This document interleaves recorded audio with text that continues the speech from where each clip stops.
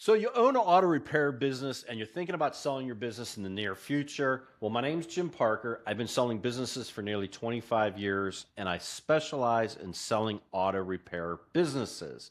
Well, I do a video series on information that will help you be more successful when you sell your business as well as maximize your sales price and get the best terms possible. Today's subject that I want to go over with you is what will you have to give up as the business owner when you go to sell your business. Now, obviously, I might not be able to include everything, but I just want to kind of give you a brief overview of what you can expect.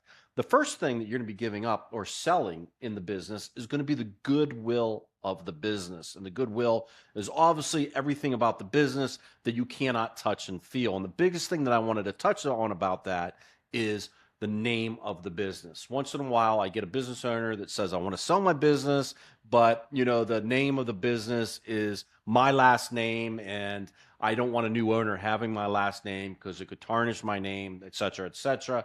If you're really seriously thinking about selling your business, you need to sell the name of the business with the business. The buyer, more times than not, is going to want that name. That's a big portion of how your customers know you, and that's why the customers are going there. Your business has been in business for 35 years, and the name of the business is XYZ Auto Repair. Well, that's how everybody knows the business. And then you're asking the buyer that's spending good money acquiring your business to say, yeah, okay, post closing, you're going to have to change the name of the business. That's taking away a lot of the goodwill of the business. And like I said, most buyers are going to want that name included. You will have some buyers that will rebrand, but you don't want to cut down that buyer pool. Only 10 to 20% of businesses for sale actually sell. That's a national average. Reminder that I sell 90% of the businesses I take to the market. But as you try to cut down that buyer pool because you're looking more for a more specific buyer, the chances of you selling is going to decrease greatly. Another thing that you are going to have to sell with the business or a buyer is going to want is the digital assets. So, any social media that you're running, your website, even things, maybe not a digital asset, but your phone number for the business is going to have to be given up. And sometimes, and this doesn't apply too much in the auto repair industry, but if you've got a cell phone that all your customers are calling you up on, buyers are typically going to want you to give up that phone number as well, besides just the landline. Any customer relationships that you have, obviously that's part of the goodwill as well. Buyer's going to expect that. So, if hopefully you have a database, and if you don't have a database of your customers, you should start keeping a database of all your customers. So if you've got a lot of customers that are repeat customers, make sure you have as much contact information of those people as possible. Their name, their physical address, email address, phone number, different ways that a buyer will be able to contact them post closing. Obviously, that's not going to be something that you're going to hand over until after they actually close on the business, but they're going to want that information. The furniture, fixtures, and equipment of the business, they're going to want to keep that as well. So any furniture, fixtures, and equipment that the company owns is going to need to be transferred to the buyer. If you've got a piece of equipment in there that's an expensive piece of equipment and it just sits in the corner and you're not really using it and you do not want to include it in the sale of the business, you should remove that from the business before you even take the business to the market. Now, I know a lot of business owners that own auto repair businesses. They used to turn the wrench themselves, and you own your own tools, and those are not really the company tools; they're your own personal tools.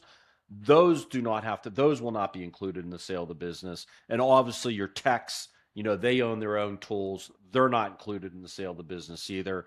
Any buyer that's familiar with the auto repair industry should know that, so you shouldn't have to worry about that.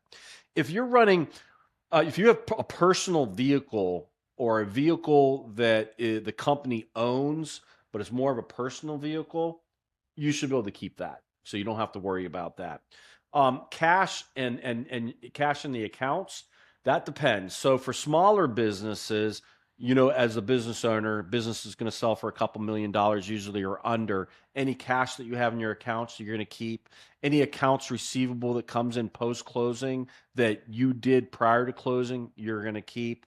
You'll also be responsible for paying any accounts payable that you were responsible for when you owned the business, but the bill came in post closing.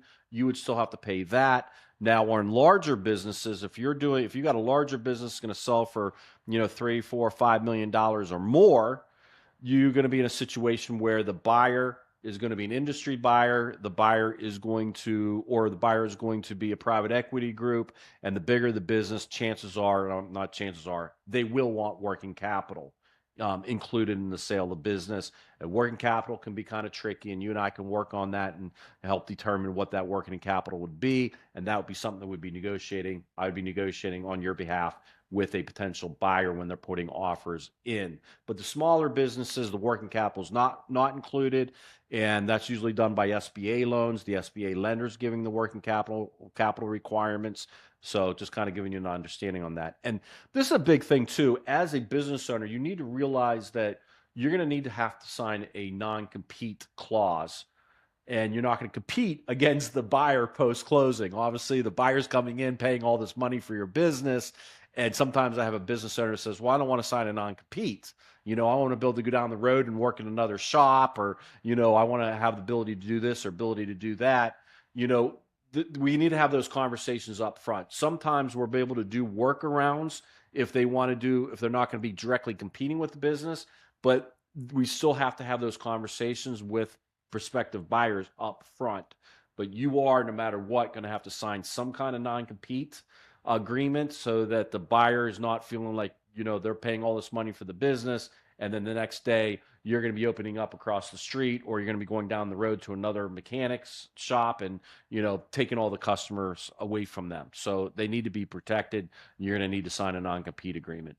Again, we're not covering everything today that is going to be included in the sale of the business. I just wanted to highlight the biggest things. We can have more conversations about that. One thing I want to remind you about that you will be giving up all that stress and all those headaches that you have as a business owner, and you'll be walking away and the birds will be chirping, the sky will be, blue, and the sun will be brighter, and you'll feel so much better walking out because you'll be walking away from all that stress. So you'll be giving that up as well.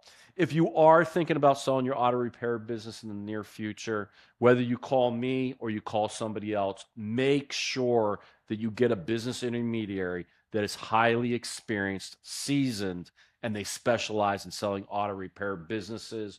You will maximize your sales price that way. You will get better terms that way, and you will probably increase your chances of selling the business. Well, I appreciate you watching the video today, and I hope you have a fantastic day.